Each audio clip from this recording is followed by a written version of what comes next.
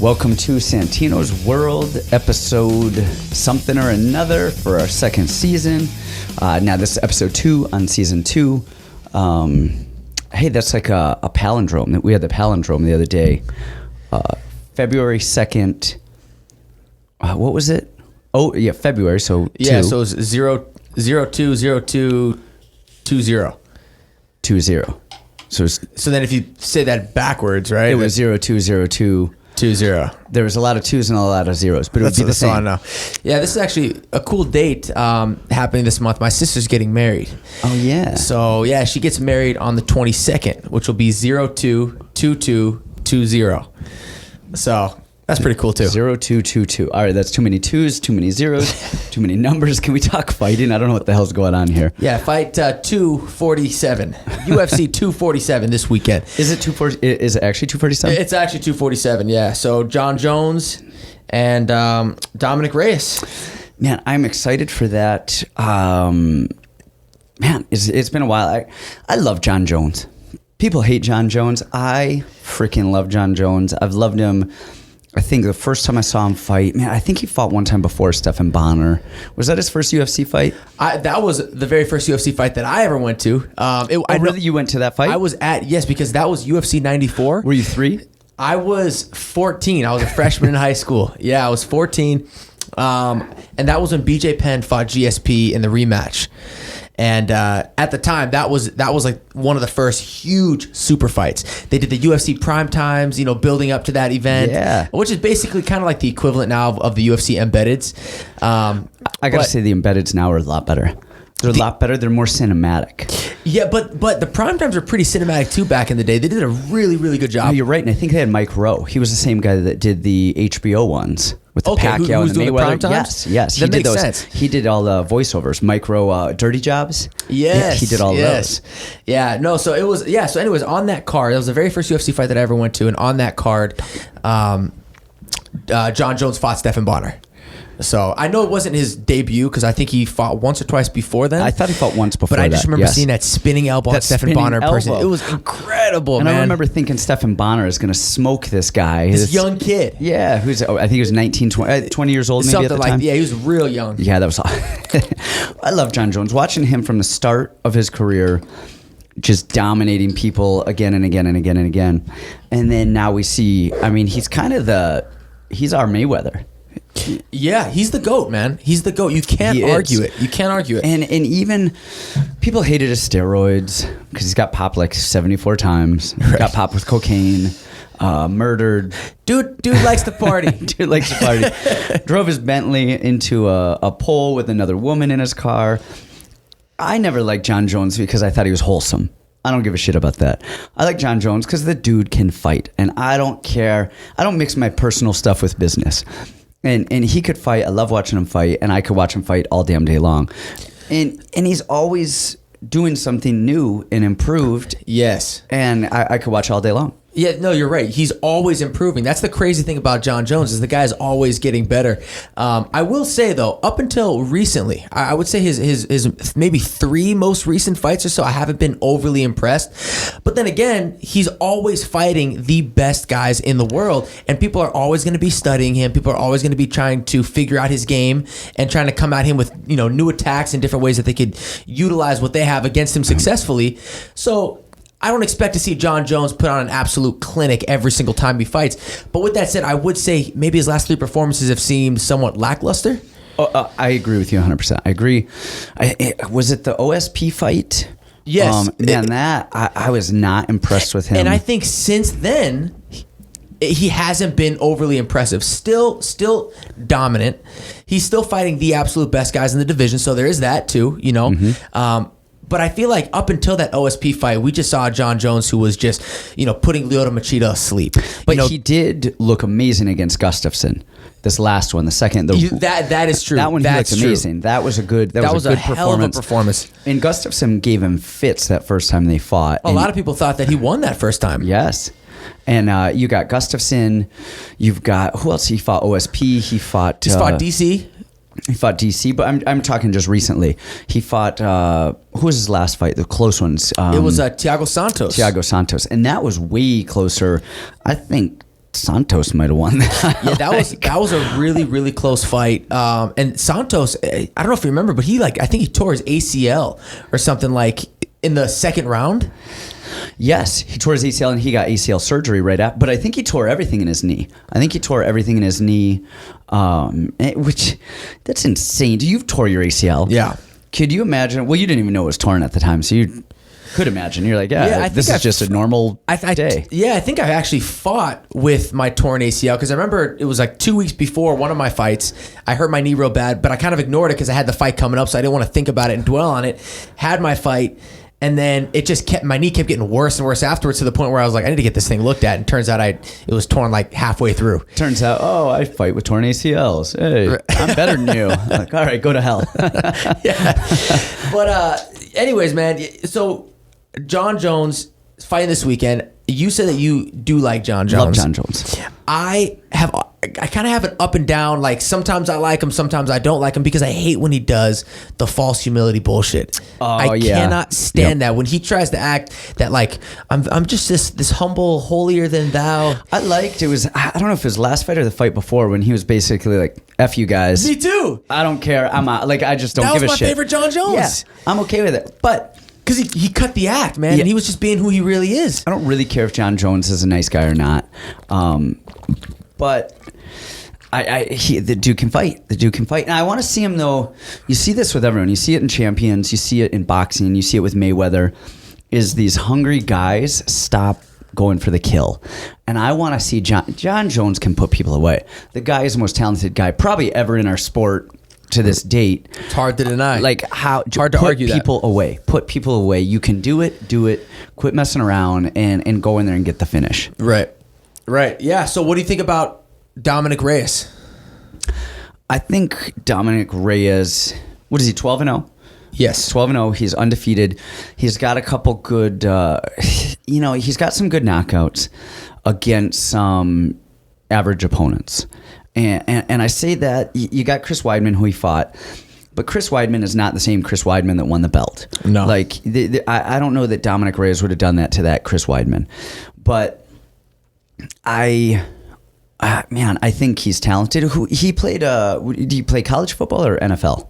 I think he tried out. Yeah, I believe he played college football. Okay, and I think he was like close to getting with an NFL team or something. I feel like I read that, and which that alone is impressive. We're getting these athletes. We're getting athletes in the sport now. And over at Fight Ready, we've got Chad Aki. He is one of the strength and conditioning coaches, and he's got like 30 NFL guys in there right now, like college guys getting ready for the combine. Okay. These guys, on their off day, we could cut a leg off right now, and they would out athleticism everything. Actually, just today we were in there. Chad comes over and he's like, "Hey, do you guys have the code to get on the roof?" And we're like, "What?" And Frankie signs, he's over there with us, and he looks at him. He goes, "Somebody threw one of the balls up on the roof, huh?" And he's like, "Yeah." And they took they took one of the med balls, and Chad was like, "Hey, get it higher, get it higher, get it higher." And he was like, "Get it on top of the roof," not actually thinking they would get it on the roof. Yeah. And they're like, "Okay," so they threw it up on top of the roof. So the dude chucked like a 20-pound med ball on the roof of the building. Roof. Like, what is that, 30, 40? I mean, it was like, it's on the roof. Insane, man. And these guys, man, they were in there today. I don't know how much weight they were putting up. We started counting, and then I didn't have my abacus with me, and I was like, it was like plate after plate after plate after plate on each side. Yeah. And these guys are jumping like 50 feet up. We're like, get the hell out of it. I mean, there's not a single person in the room. The most athletic guy on the mats couldn't like hold a candle to these guys in terms of athleticism. So you get guys like that. So there's something to be said. Yeah. So I mean, if Dominick Reyes is on that level of athleticism, if you're a good college player, chances are you're going to be one of these guys in the room with Chad trying to try out for the combine and stuff. Right. And which means you're more athletic than me. Right. I've seen more athletic worms than me, though. Hey, with that said, though, I don't think Jon Jones has a shortage of athleticism in his DNA. No. His brothers are in the NFL. That's a good point. Both of his brothers are in the NFL. So he does not have any athleticism issues. You got Arthur. Arthur was what? Was he a Raven? Baltimore Ravens? I believe so, and you don't know football. You're looking at me like you're asking the wrong guy. All I know is that both of his brothers were in the NFL. You're gonna tell me he was a Yankee? I think he was a Yankee. No, I think he was on the Dodgers, actually. Yeah. I looked at your face. I'm like, dude, you're like, I don't know where we're at no right here. clue. Yeah. You're like, are we talking fighting again, or can we go back to that? Yeah, so that's a good point. He's on it. He's got the athleticism. I think people are a little critical of MMA players in general about athleticism, but John Jones is not a guy that we should be worried about. The thing is, John Jones, over the years, he's fought and he's beaten the who's who. You know what I mean? I don't think, if we're getting into predictions now, I just don't think that Dominick Reyes, who is very, very tough, but his biggest win, in my opinion, does come over an old Chris Weidman. I don't think that Dominick Reyes poses any threats that John Jones hasn't seen, and possibly from people who are even better in Dominick Reyes' strengths. He hits hard, he's strong, he's athletic, but John Jones has fought and beaten those guys all day in his career. Yeah. Outside of just pure athleticism, all right? So, of course, he's fast. And there's that. He hits hard, he moves well, he's an athlete. So, get that out of the way. What I would say is actually his best skill is getting back up to his feet. Mm-hmm. And I don't know that a defensive escape should be considered somebody's best skill for them to be winning. He gets taken down like he's never wrestled a day in his life. I mean, he gets thrown down like nothing. I mean, he pops right back up, but he's popping right back up. Olniak or Alexei, however the hell you say his name, Olisniak, whatever. You went split decision with him. Are you talking about Volkan Ozdemir? I was way off. Volkan Ozdemir. Yeah, I have his record right here, and I'm looking for this guy. I'm like, man, I don't see him. Maybe split decision. Okay, you're talking about Volkan Ozdemir. I'm like, okay, 100%. All right, there's too many damn Russians, man. I'm horrible with names. I was actually going to bring that up though. So his biggest win is over Chris Weidman, who's old and past his prime. Right, beat him by knockout. He won. Honestly, I think you're wrong. I think his biggest win is Volkan Alexei Olzanir, Russian Ozdemir, whatever. I think that's his biggest win because Weidman is so far removed from the Weidman that we consider the great Weidman. Yeah, okay, maybe the biggest name, I should say. Yeah, biggest name. But even so, this Volkan dude, he beat by split decision, which means one of the judges thought that he lost that fight. And then his other biggest win would be against OSP, who he beat by unanimous decision. Yeah. You know, and OSP is good. OSP is good, and he's a little unorthodox too. So he's one of those guys. He's kind of hard to train for. He's awkward, but he's not a world beater. That's not a guy that's going to beat the top guys. With that said, though, you know, OSP did fight and take Jones to decision as well, and Jones didn't look great against him either. I think that was after Jones' long 2-year layoff. It was a long layoff. It was a long layoff. That was Jones' first fight. I just don't see. I think Dominick Reyes is good. He's 12-0. I think it's phenomenal. I think he is where Canelo was when he fought Mayweather. Canelo was, 24, 25-0, something like that. Fact checkers, fact check me. He was undefeated. And he looked great. He was phenomenal, but it was Mayweather you're going against. And he's not ready for him. Now, if he were to fight Mayweather, I mean, of course, there's a big split in age, but if the Canelo that we see today fought the Mayweather that, in his prime at the same time, all right. maybe. Maybe it would have been a different outcome. Yeah, but Dominick Reyes, the thing is he's okay everywhere, and he's an athlete. He's not great anywhere, and he's too unpolished. He's too unpolished, and you can't have weaknesses against John Jones. You can, but you lose. Yeah, and I think it's one of those things too, maybe for the UFC, where they just need some fresh blood against Jones. You know what I mean? Like, Jones has beaten everybody else in the division, some of them twice. Yep. It's like, who else do they have at this point? That's exactly it. Who else who does he fight? And you get that. GSP had the same thing.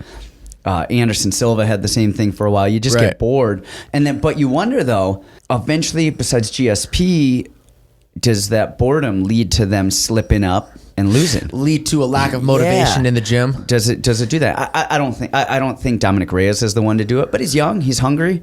But yeah, I don't see I don't see Dominick Reyes being the guy that dethrones John fucking Jones. Yeah, no, I agree, man. I agree. So I think that John Jones is going to go in there and handle business. Again, not to say that Dominick Reyes isn't tough. He's obviously very, very tough. He's undefeated. Has a couple big wins in the UFC, but I just think that Jones gets out there and gets the job done. And it's hard.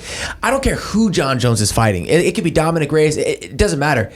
it's hard to bet against Jon Jones. It's just hard to pick against him. You can't do He's it. good everywhere. He's got submissions. He's got great wrestling. He's an incredible striker. He's got the longest wingspan in UFC history. Yeah. You know, it's just hard, and he's very creative with his striking and the way that he fights.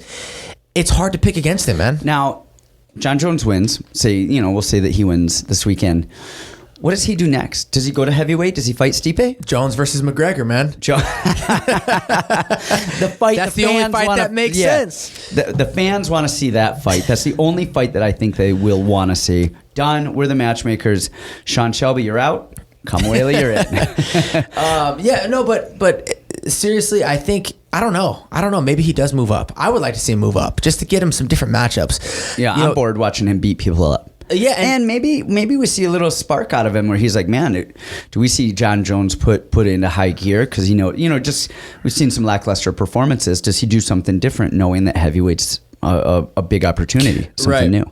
Right. I saw him in an interview, and he said something along. It actually might be the UFC 247 promo video where he said something like, I already have a legacy. My legacy is set in stone. He said something along the lines of, at this point, I'm just out to set records that nobody will beat for a very, very, very long time. And so maybe that's his motivation. He's already, been the champ for so long. He's got the money. He's got the money. records. He's got the recognition too. Everyone already knows, thinks of him and looks at him as one of the GOATs, if not the GOAT. Now it's just like, I want to set my name so high in the record books that nobody's going to beat that. Mayweather, he won at 50-0. He won at 50-0, and he got it. And now he's like, now what? Do something. Yeah. So maybe that's where Jon Jones is at now. Maybe that's his path. Maybe he stays in his division and just keeps stacking up as many title defenses as he can until he decides to call it a day. Man, I don't. But there's money up there at heavyweight. Yeah. There's money up there. There's money fights. So I hope he does that. Is there any other fights on the card that you care about? The only other one that I think we need to talk about is the other title fight on the card, which is Valentina Shevchenko versus Caitlin Chookagian.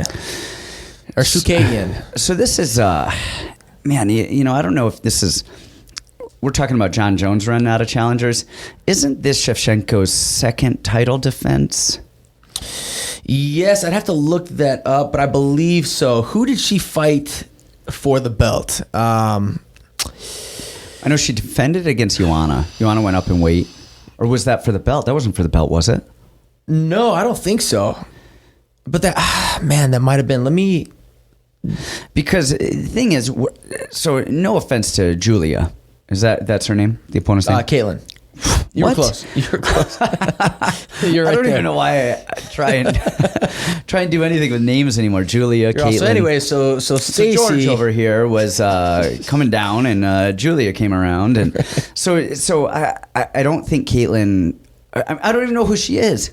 I mean, I follow sport. I'm in the sport. I coach people. I've been doing this forever. I watch every fight. I don't even know who she is. Like, it just shows you how weak some of the women's divisions are. But also, I mean, like, I don't have any interest in this fight because this is somebody I've never even heard of fighting for a title. And I can't get excited about it. I can't. You see that happen in the women's division, quite a bit, where you don't know, you know who one person is, but you don't know who the other person is. And part of that is because the female division is just so shallow right now. Yeah. There's only 6 women in all of women's MMA right now. And they're like 4 divisions. Yeah, and they're shuffling around. Exactly. 6 women. So, I mean, I hate to see it because I do, like, watching Shevchenko fight is fun. Watching Joanna fight is fun. There are some good women fighters out there. The divisions aren't deep enough to build this talent and to really build solid contenders that people care about. And it's just hard to keep. It's kind of the 25-pound division when Demetrius was there. Right. If you just can't get interested in an opponent or a title, defense, there's just no money in it. There's no money. There's no interest. The fights are great. I mean, every woman's fight I probably watch is a barn burner. Most of them. They're talented. They get after it. Yeah, and so you're sitting there watching it, and it's exciting. But to try and build that up is hard. It's hard to Like, I'll probably go grab some food during that fight. Right. Well, I'll say this. Like, one of the reasons why I enjoy watching Shevchenko fight is because she has the ability to put women away. Like, who did she put? Was it Jessica Ai? It was Jessica Ai with a head kick. I mean, just slept her. One of the most vicious knockouts of 2019. And we had that for one of our contenders for knockout of the year. Yes. Oh, but you want to know what? I got yelled at for this. Henry Corrales listened to our last podcast. Okay. Our awards. And he was like... who will be on the show. Yeah, I'm hoping to get him on the show soon. And he was like, "Hey, I thought you guys were funny. I thought it was really weird when you started talking about Tracy and the hottest female fighter. I started getting freaked out. So I didn't know where you were going with that. But I also thought it was weird that I didn't get brought up for knockout of the year. He knocked out Aaron Pico That's true. in 2019. And that was a solid one. Was that 2019 or I asked him. or was He said, that no, 20 the end of 2018? He said it was 2019. He was like, no, that was this year. And I was like, ooh, that was a good knockout. Yeah, that was good, man. Right? That was good. Yeah, you know what? I'm a little guilty of, I think so much about the UFC. You know, and I think about all the UFC is the organization that I watch the most. Now, of course, there are great knockouts and great fights in ONE FC, Bellator, PFL.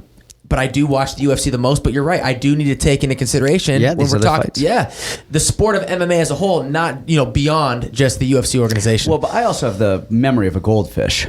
I forgot all of the names that you told me already. I tend to think in the last couple of months.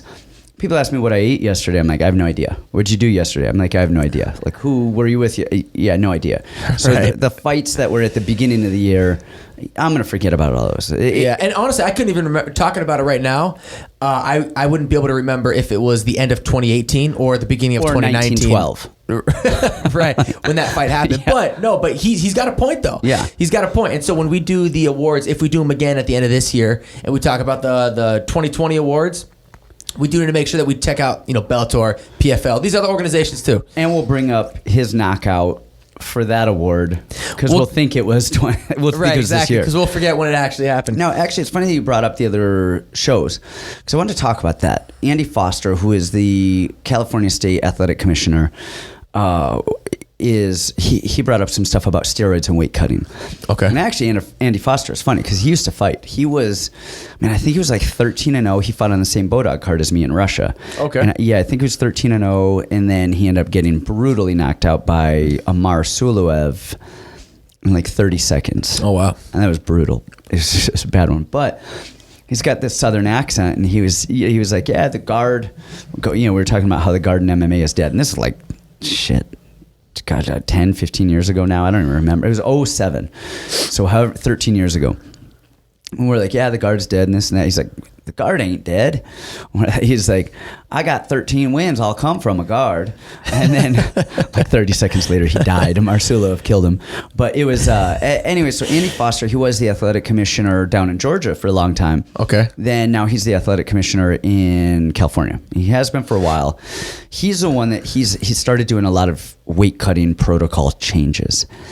And the fighters are not necessarily happy. And it's kind of weird because as a fighter himself, like I don't want to get piss him off too much, but he's done a lot of weird things in terms of stuff. He's the one, if you fight in California, it's all arbitrary. Whatever they want to do. Like we had a fighter fight up there in Fresno.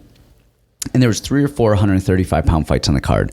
And he weighed in, of course, at 136. It wasn't a title fight, weighed in at 36. And they tell him, hey, you can't gain too much weight or they won't let you fight or they'll suspend you. In California, we're like, well, how much weight is too much weight to gain between weighing in and then fighting? Fight time. And they're like, oh, there's not a set amount. It's whatever the commissioner feels. And so... That's very odd. So you don't know exactly how much you're able to reload, how much you're able to eat. Yeah. And you have no idea because you could just weigh in. It's arbitrary. But the thing is like I said, there's 3 or 4 135-pound fights on the card. Our guy weighed in, I think he was 152 or 153. I think he was 153 pounds. One of the other 35ers weighed in at 154 pounds. Somebody actually weighed in less than our guy, and they got suspended. Our guy did not, and neither did the other people. And so it's just random arbitrariness. Got suspended and said, like, hey, we're suggesting that you have to move up to 145 pounds. And nobody else did. So it's just even though he was lighter than the other bantamweights, he was lighter than some of the other ones, and they just thought that was he cut too much weight or something. I don't know how to make sense of it. That's odd. I wonder if it had to do with body type, your height, and your guess is your good frame. As mine. Yeah. And then also now, if you're fighting in California, they make you do weigh-ins, like on your camera phone. They'll FaceTime you. You got to weigh in X amount of times. And if they think you're too heavy for how much time left, they'll just cancel the fight. Really? Yeah, there's no rhyme or reason to it. And so it's not like, hey, you got to be X amount percentage now and this and this and that. There's no outline. There's no that you have to follow. So people don't know. The protocol is weird. We don't know what to do, how to do it. And it's just they're kind of flying by the seat of their pants. But Foster just put out a thing about weight cutting and steroids. And he's putting the link. And he's saying that he always hears people talking about steroid use, and they're saying they're just using it to keep their strength while they're dropping the weight, and not that they're justifying or anything, but that's what he's saying. He hears again and again and again. That's the excuse that people are using. Yeah, that's the excuse that people are using, and I don't know. I mean, I don't know what the excuse is and this and that, but steroids right now. I never really paid attention to steroids. I mean, I do a little bit. You hear about people popping and stuff, but recently I've been really annoyed with everything except for the UFC. The UFC, for all its faults, and there are many faults, they treat fighters like shit. They cut them, their contracts whenever they want. They don't pay them as much, yada, yada, yada. People have a laundry list of faults about the UFC, but the thing that UFC does is they brought in USADA. Yeah. And USADA cleans shit up. And they're not perfect. USADA's, they got some weird stuff. I think it's probably some innocent people are probably getting... They're almost too far the other way. Yeah, they're too far the other way, but they're inconsistent too. There are a bunch of Andy Fosters over here. Like, you get some people who are popping. You get Nate Diaz, who they were like, hey, I think they said there was something going on. They didn't release it. And they're like, oh, no, he's fine. Right. And then you get guys like John Jones, who are picograms and this and that. It is an issue. It's not an issue. It is. And so they're getting weird with stuff on the other side of it, but they're inconsistent as well. But steroid use in the UFC is one fraction of what it was before USADA came in. Absolutely. And think about all of the dynasties. I think people are terrified to even take supplements that they're unsure, like maybe could possibly contain some sort of substance, that could get them in trouble with USADA. Yes. And even if it's not steroids, just something that's banned on the list. Yeah, but good for them. I'd rather see people not taking supplements at all in hopes that they don't get popped for steroids than not testing for anything and everyone just using steroids. Because the thing with steroids is they're easy to beat. You only have to test fight night. And most steroids, you get a lot of different steroids that are out of your system in a couple of days. We just had, actually, Corrales, we were just talking about, we just fought a guy, Juan Archuleta. I don't know if Juan Archuleta's on EPO, but his teammate, TJ Dillashaw, got popped for EPO. And their other, actually, Jessica Penne, got popped multiple times, and she has a link to the same strength and conditioning coach. I'm not saying that she is or isn't, whatever. I'm just saying that she's linked to the strength and conditioning coach. And it kind of freaked me out. And then so I started looking up EPO and like how long it's tested for, how long they can, find it for. So I was, I kind of wondering like, man, is there a chance that somebody could pop? And really, it just seems like TJ messed up hugely. He should not have popped for EPO. These people taking EPO are microdosing, and generally the USADA gives you from like 10 at night to 6 in the morning. That's kind of the time frame that they're doing. And so these guys are taking these microdoses like at around 10:30 at night. By 4 or 5 the next morning, it's untestable. And so these are, this is a 6-hour window. So I don't know if TJ just like... Maybe he broke the window. Yeah, he took a little too much, or I don't know if it's injection or what, EPO, but maybe he took a little bit too much. Maybe he messed up his window. Maybe he forgot. Maybe he thought he was going to be okay. He got tested early in the morning. But it almost seems like if these guys are cycling correctly, they won't get popped for EPO. And I don't know enough about it, but that really bothered me, the fact that Corrales might be fighting somebody with EPO. And again, I'm not accusing Juan Archuleta. I'm not. But just he has ties with other people. Bellator doesn't test the same way. And you're seeing stuff like that. And then we just had a guy, Jordan Johnson, fight in the PFL. Right. And they test the day of, but that's it. And you see these guys, and it really bothered me that, Jordan... Man, a lot of those guys were suspect. If you're doing the good old fashioned eye test and you're looking at these guys and you're seeing what they used to look like and what they look like now and how guys are just, some of these guys are going 25 minutes, balls out, nonstop, and they're not getting tired. Round 5, they look like they did round 1. Round 5 is round 1. Like, this doesn't make sense. And it's pretty much everywhere but the UFC. Yeah. Now, I'm not saying all these guys are on stuff. I'm saying we don't know if they aren't on stuff, and there's just certain things that seem a little suspect to me, and so I really like the idea of USADA being there. There's a lot of other good organizations. I think they're great. I don't necessarily want my guys going there if. And I can understand like where you're coming from as a coach too. Yeah. You want to make sure that you want to make sure that you're protecting your fighters in the sense, not like from different matchups and things like that, but in the sense where it's a level playing field. That's it. That's all I want is a level playing field. And if we're all going to do steroids, hey, let's all just take our needles out and start shoving them in our ass on our way to the cage. Like, hey, let's do it. But if we're not, if we're going to say like, hey, some people can do it and some people can't. Now that's it. It worries me as a coach. I don't want to see guys lose fights, and I don't want to see guys get hurt for somebody else cheating. Yeah, there needs to be a set standard. That's it. For everything, even like you're talking about with the weigh-ins. If somebody's weighing in and then okay, you're able to put 15 pounds on from weigh-in to fight day. Okay, now we know that the limit is 15 pounds. That's the standard that's been set. But to just say, hey, you know what, you just can't get too heavy. Yeah. All right, good luck. We'll see you tomorrow. That's crazy. That's crazy because then you have that one guy who's getting busted and told to move up to 145, and then you have everybody else who's even heavier, but then they're okay to continue. Exactly. There's no set standard in place. Consistency. We've got to have There needs to be consistency in all aspects. Yep. Now, what do you think about weight cutting these days? Because I wouldn't say you're a huge weight cutter, but weight cutting has changed significantly. What was it, a couple of years ago when they stopped allowing IVs? Yeah. And they stopped allowing IVs. They started doing the weight cut in the morning. The weigh-ins in the morning, 9 a.m. in the morning. Which I think is a huge help. Which is a huge help, but it's a weird thing that now you got to cut weight at night, sleep, wake up, hope you're on weight, and then right, because you no longer have all day on weigh-in day to cut the weight. So you and are that's cutting a big deal. Yeah. So now you're dehydrated for a lot longer. But what people don't get let's talk about the weight cut a little bit, just in general, for people that don't know. This is not a 3-day process. This is not like something that just comes up. This is a 6-week process. Yep.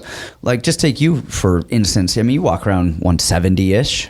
Yeah, normally, at my heaviest, I was walking around close to 180. 180. So you fight at 145. Right. So typically, if I'm not dieting or watching what I eat, I walk around anywhere between 175 to 180. That's my natural walk around weight. And so when I start eating clean and I'm in the gym, 2 to 3 times a day, then my weight will start to drop off, because I'm training more and I'm burning way more calories. And then I'll get lower down to about 170 or so. But either way, we're still looking at a 25 to 30 pound weight cut. And that's not something that you do overnight. So for me, we'll talk about, so you get down to 170 just by eating a little bit cleaner and working out. Training more, yeah. Yeah, and then what is it, about 6-8 weeks out? Yeah, so for me, I do about 5 to 6 weeks. Okay. 5 to 6 weeks is when I really start to diet hard. And you get basically like meal plan type stuff. Exactly. I mean, you're getting like your meals portioned out. This is not like, hey, I'm just going to start eating clean and cut out soda. This is all of your meals are measured out. Yeah, correct. Like morning, everything that you put in your body. Yeah, I'm going to eat this at this time. I'm going to eat that at this time. I'm drinking this much water throughout the day. Everything is measured. And it's a lot less calories than what you would normally eat. Oh, yeah, 100%. We just ate sandwiches, and that was probably like the calories for your week. Right. Yeah. No. Honestly, that would probably be like a day's worth of calories. In one sandwich. I would guess. Yeah. Something like that. So you're limiting your weight, or I'm sorry, your calories for so significant calorie restriction for 5 weeks, we'll say. But that's after already losing 10 pounds of just starting to clean up your diet a little bit and get in the gym. Right. You forget what it feels like to feel full. Yes. You know what I mean? Like you eat just enough where you're satisfied, where your stomach is satisfied. You kind of, it holds you over for 2 to 3 hours, and you start to get hungry again. You eat another small meal, and then, the cycle continues. And you do that, and then the closer you get to the fight, so I would say, you eat clean for, from 6 weeks out to about 4 to 3 weeks out. Okay. And then when you're about 3 weeks out, then you start to go smaller and smaller with the portions. And then fight week, you're eating, it's a very limited amount. You're still eating, we don't want to starve ourselves. So we're still eating, but the portions are significantly smaller up until about 2 days before weigh-ins or so. And I say that because we do cut the night before weigh-ins. So 2 days before weigh-ins, which would be the day before you cut, we pretty much have like 1 or 2 small meals. Which is like 4 ounces of chicken or fish. And a piece of lettuce. Yeah, and a piece of, probably like a quarter of an avocado. Yeah. You'll do that probably twice. Yeah, and then some spinach. Yep. And then you'll do, so you're going to cut carbs. Usually we have everyone cut carbs after their last sparring, or last workout, kind of Saturday. So week out, 7 days out. 7 to 6 days you're cutting carbs, and then you're going from no carb. And that significantly reduces your fat, you go into ketosis, so you start burning fat as energy. It also gets rid of carbs, which retain water. So each gram of carb retains about 4 grams of water in the body. So you start shedding that, but at the same time you're water loading, so you're drinking tons and tons and tons of water. And then you also get rid of your sodium as well. Yes, so you stop taking salt. Sodium Yes. holds on to the water, so you get rid of that. So then your body just gets in the habit of flushing everything out. And people don't realize the water loading it tricks your body. And what it actually does when you start water loading, so let's backtrack a little bit. So about 6 weeks out, you start eating clean. 7, 8 weeks out, you start eating clean, drop 10 pounds. Then you go on a diet. Basically your meal plan, you're really prepping everything. Stuff is coming in. Everything's very regimented. So you're doing that for 4 weeks. Limiting calories, eventually getting down to fight week, and of course your cardio and your workouts are increasing. So you're burning fat as it is. Fight week, usually, what are you, probably about 10, 12 pounds over? Roughly, maybe 15, a little, maybe closer to 15 pounds out, about a week out. And then you're cutting carbs. And then once you start cutting carbs, you're doing that for a few days. Then you start cutting the sodium. We're getting rid of the carbs and the sodium for retaining water. Then the water load actually creates a hormone. We'll have to look it up. I forget the hormone. When you put that much water into your body, it actually triggers a hormone. And so your body thinks that you have too much fluid in it. And so even after, say you drink 2 gallons of water, even after that 2 gallons of water, you've peed it out, your body still has that hormone present. And so you keep peeing and keep peeing and keep peeing. So it drains keeps it out. Flushing everything it keeps out. draining it all the way out. And then when you still have all of your, flushing, you're pretty much done. Then you still have like 8 or 10 pounds to sweat out. Right. The day before or night before weigh-ins and your in a body's sauna. still used to flushing everything out, so it doesn't hold on to anything, And I think that was the mistake that a lot of fighters, I know myself included, this is all, everyone's getting better and better at this, especially since the UFC got rid of IVs. People had to get smarter because you couldn't rely on killing yourself to make weight, knowing, hey, I'm just going to pop an IV and it's going to bring me back to life after weigh-ins. You've done both. Do you prefer just killing yourself and IVing, or the way we're doing it now and you have more time to recover? Honestly, I prefer the way that we're doing it now. Okay. Because I feel like we've had to get so much smarter about the way that we're cutting weight. It's actually a much more pleasant experience. I would much rather diet down and kind of portion my meals out than try to stay a little bit bigger, closer to weigh-ins, and then really kill myself to make the weight. The last few weight cuts for me have been some of the easiest weight cuts of my life. Because you have to get so low and be so specific with it. Yeah. Or you're not going to make the weight. Or you're not going to make weight. Or even weight. if you do make the weight, you're not going to recover well enough to actually perform. So you have to do it intelligently. Because you don't have an IV to recover. You don't have it. You get popped. You're There's suspended. no backup plan. It's like you're either going to do this the right way and then reload the right way, or you're going to kill yourself and then you're not going to be able to reload properly in time. And then now you got to go out and fight like that. And that is a byproduct of USADA as well. That's a byproduct of steroids, because people are using IVs as masking agents to the steroids. To dilute. Yes. And, well, not only to dilute it, but it actually shows there's something in there, and I don't know what it is. There's something that people were using in the IVs that actually shows up like a masking agent. And the way that they could figure out if you took masking agents or not, different ones, was the IVs themselves. And the IV now, if you were to take an IV, there's actually something in the plastic that is detectable in your urine, so then they can tell if you're using whatever masking agents.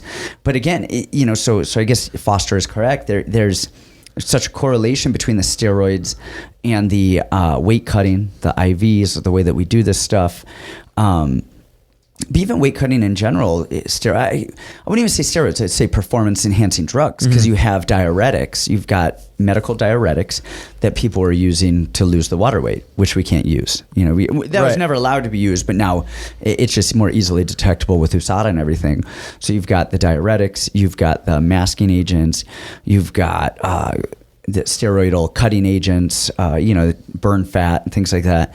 And it sucks because we have such a dirty sport. Like people, everybody is cheating. It seems like, unless everybody's trying to do something to give themselves an advantage. 100%. That's the whole purpose of weight cutting in the first place. Yes, is you want to be bigger and cut as much weight as you possibly can, so that you have a size advantage come fight night. Yeah, and And it makes sense. You know, I grew up wrestling. We've been cutting weight and wrestling since forever. And people started putting bans on that because people were dying. They're in the sauna, they're cutting too much weight. Right.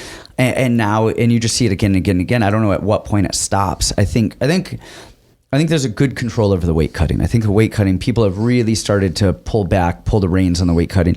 And you're starting to see a lot of people going up in weight. I was just about to say the same thing. And they're performing better. Yes. These guys are doing better up a weight class because they actually have fight to give instead of the weight cut. Yeah, they feel strong. Yeah, they feel stronger, and they're not killing themselves. Yep. You know? And I prefer watching guys go up a weight class and actually fight in for 15 minutes than going down a weight class and being tired after 5 minutes. And that is why I thought so certainly that Jose Aldo was going to lose to Marlon Reyes, because I thought that him going down, I always expected Aldo to move up, and it was something that he talked about for years.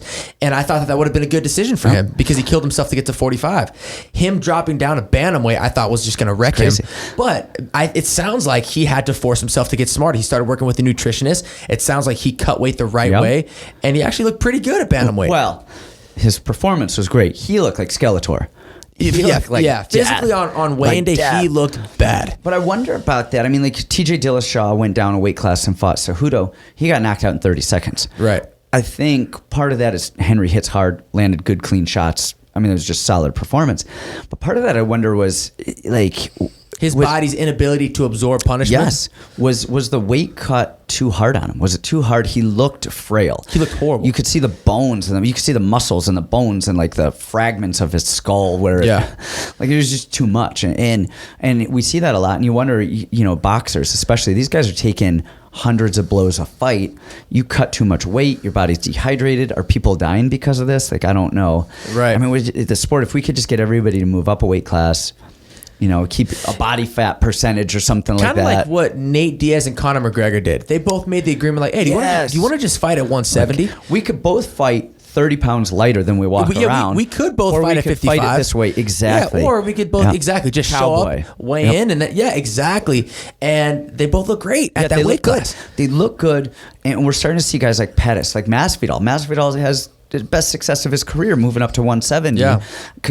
I don't know why. I don't know. Maybe he's faster there. Maybe it's a weight cut. Maybe it's the guys he's fighting. I don't know. But you were starting to see the success of these guys moving up. Yeah. But then you see stuff like, I guess Robbie Lawler had mixed results. He went up to 85 and then decided to cut back down. And Poirier is another example of somebody who moved up and had a lot of success. Moved up and looked great. Yeah, he moved up and looked great, but he didn't initially. Like, he lost, I think it was Michael Johnson. He went up, fought, lost, and then it took him a little while. And see, that's the thing, is people don't want to take the time to adjust. Yes, to acclimate to that new weight class, because I mean, I could gain, I can't gain weight, but I'll gain fat. But I could gain 10, 20 pounds in a couple weeks. Doesn't mean it's good weight. Right. For me to really get used to my body adjusting, I need a solid 6 months. You know what I mean? Because it takes time to put on muscle too. Exactly. And that's the kind of weight that you'd want to put on. You got to put the muscle on, but then you've got to create that endurance for that new muscle and be used to holding it, used to fighting other guys that are up a weight class used as well. Holding it. You know, even like I said a second ago,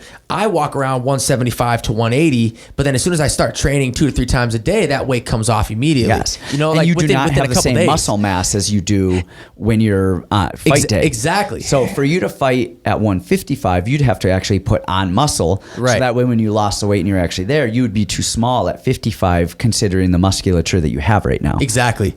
So there's so much that goes into it, you know? Yeah. It's I don't know what to do. I don't know what to do, because it's really, as a coach, it's frustrating to think about these other organizations who don't have the same policies in place for fighter safety, for weight cutting. Weight cutting, I don't know. I mean, again, but really just PEDs, performance enhancing drugs. It's getting nuts. People are cheating again and again and again, and I don't know if there's an answer for it. I certainly don't have one. It is. It's tricky. It is tricky as a coach, because it puts you in a position where it's almost like, all right, you want to make sure that your fighter stays clean, but knowing that your fighter may be at a disadvantage come fight night, because he might be going against somebody who's being tricky with the way that he's taking his PEDs. Yep. You know, or then do you tell your fighter, okay, listen, you can take PEDs, but it needs to be this way so that you don't get caught and that you don't make it obvious, you don't get busted. But now at least you're on the same level playing field as your opponent, who's probably doing the same thing. In good conscience, I could never tell somebody to do steroids. Right. I couldn't. If they did, I mean, I wouldn't advocate for it, but I would understand it depending on where they're at. If they're in the UFC, no. Like, you can't do it. You're going to get caught. It's for the most part a fair playing field.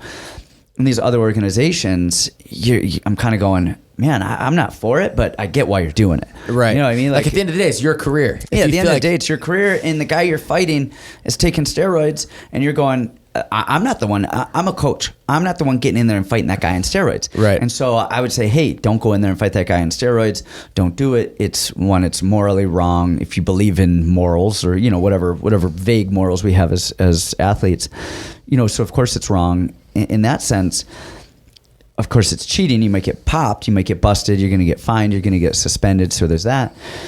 But on the other side of that, you got to go fight that big ass dude who went up 20 pounds in 6 months, and he's the one staring your ass down, not me. So, right. Yeah, it's a tricky situation, man. Hopefully they just figure out a way to clean it all up. That's or provide. I mean, okay, so let's look at Pride. Back in the day, Pride. They weren't testing, as far as I know. They weren't testing. They didn't care. And they didn't care, and they made it known. Yeah. Everybody could go out there and do whatever the hell they wanted. I think they said that they tested for recreational drugs. Pride cared if you were like out smoking weed and doing coke on a weekend. But if you're popping roids, man, if you're juicing, like honestly, they're like, fine. Dude, our fans love that. Like, could you actually up it a little bit? Yeah. So okay, but again, like we talked about, there's that set standard. Then it's like, hey, we allow steroids. Okay, they allow steroids. Go for it. Everybody in that organization knows. If you don't want to do it, that's up to you. But we know everybody else knows that we're doing it over here. The UFC is the complete opposite. Okay, no, we have USADA. You might not even be taking steroids, man. You might drink this Starbucks, and their caffeine is freaking... And look at the guys coming over from Pride that did not do as well in the UFC. Most. Most of them did not have the same success as they did in Pride. Right. Because those steroids are a thing. That's like their sixth sense over there. Yeah. Now it's like, hey, I need to check with USADA to make sure that this fruit punch doesn't have anything in it because I want to make sure I don't get busted for anything. So the UFC is on the complete opposite end of the spectrum there. But okay, there's a set standard. We all know, okay, we got to stay clean if we're going to fight in the UFC. Pride, we can do whatever we want. It's the vagueness in these other organizations. 100%. That's where it gets dangerous. I want to hear from you guys out there in listener land. Let us know your thoughts. Should everyone be doing performance-enhancing drugs? Should nobody? How do you think we deal with the issue of performance-enhancing drugs, especially outside of the UFC? Because USADA is expensive. That's an expensive thing. I'm curious what your guys' thoughts are on how we handle that, and what your thoughts are on the new weight cutting protocol. Do you like seeing people lately, in the weight classes that they're in with the new weight standards and not stuff? Being able to take IVs, being able to weigh in early in the morning, and then having a day and a half to recover as opposed to 24 hours. I'm curious. I see it from a coaching standpoint. You see it from a fighter standpoint. We see it from within the community.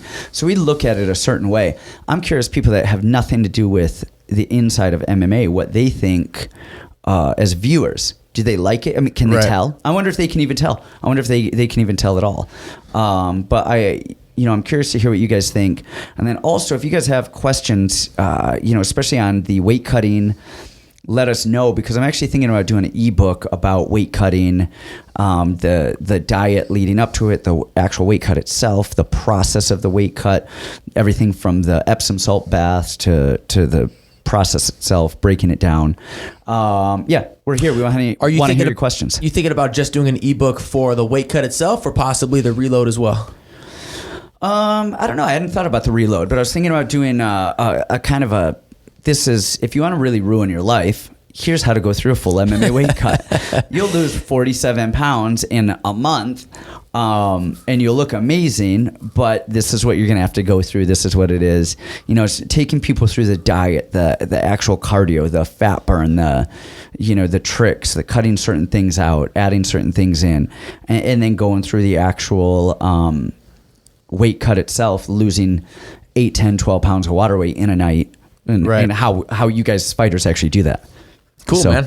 I'm curious about it. Thanks for coming on, as always, and let us know what you guys think over there. So again, subscribe, like, listen, share. I guess you're listening right now, but do anything else that you could think about doing. Rate the podcast. Yeah, rate us on iTunes and whatever you're listening to us on. And like I said, share with your friends. See you next time, guys.